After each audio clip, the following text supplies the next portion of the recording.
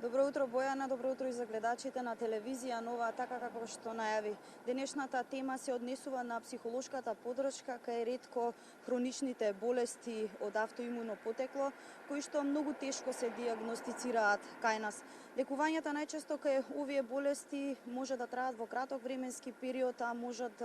и терапијата да се одвива и доживотно. Најчесто кај заболените во помлада возраст, терапијата обично знаат и да ја одбиваат, па затоа и психолошката помош и поддршка е многу важна за овие ретки хронични болести. На оваа тема денеска ќе разговараме со психотерапевтот за грижа за ментално здравје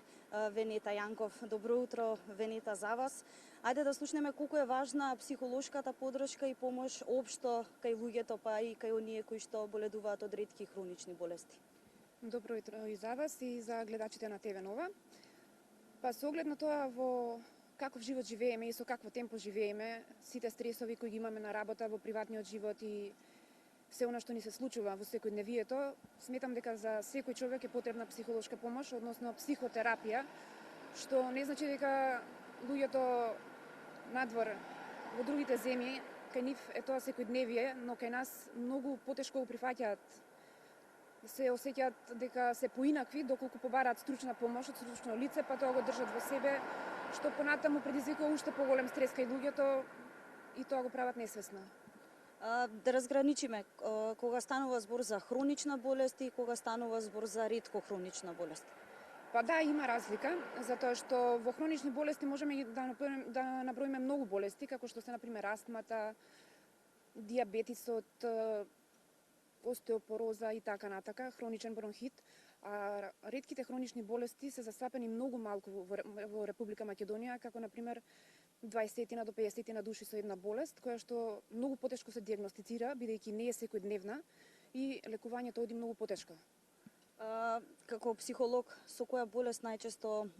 знаете да се сретнете, со луѓе кои што нели се заболени од ретка хронична болест, кој е најчесто возраста на луѓето кои што се заболени?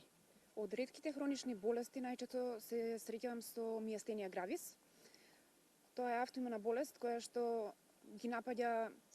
деловите од телото кои не ги препознава како своји, односно попречно пругастата мускулатура како што се очите, голтањето, дишењето, рацете, нозете, движењето. Таа е болеста која што во моментот од ретките болести ја работам. Најчесто засегнува младата популација, што за жал многу потешко го прифаќаат тоа, бидејќи со оглед на тоа што мора да земаат секојдневна терапија, например некогаш и до 10 таблети, некогаш предизвикува гојазност на трупот, на вратот, не сакаат тоа да го прифатат и е многу битно да се однесат на психолог, да им се објасни дека тоа е дел веќе од нивниот живот и е нешто нормално со кое што ќе мора да се справат и да живеат до крајот на животот со тоа и да го прифатат како секојдневие, да се однесуваат нормално, дека не се поразлични од другите, затоа што секој се носи своја тегова во животот, така да би требало тоа да го почитуваат и родителите на овие деца,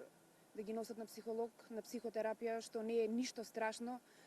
каде што ќе може да им се објасни како да се справат со тоа и како да живеат нормално понатаму.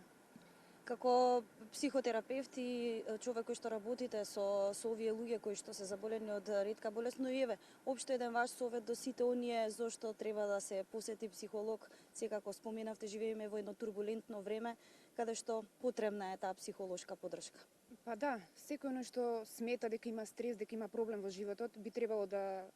посети психотерапевт. Тоа не е ништо страшно, значи еден обичен разговор, давање мотивација, поттикнување на луѓето како да продолжат нормално да живеат, како да се справат со стресот, а во однос на заболените од овие ретки болести да се обратат или во Сдружение за ретки болести, живот со предизвици, или да се обратат кај психолог, затоа што мора тоа да го прифатат, посебно младите, дека е дел од нивниот живот, дека ќе мора така да продолжат и понатаму. И тоа не може ништо да смени, да земаат редовно терапијата, да прават редовни контроли, да имаат еден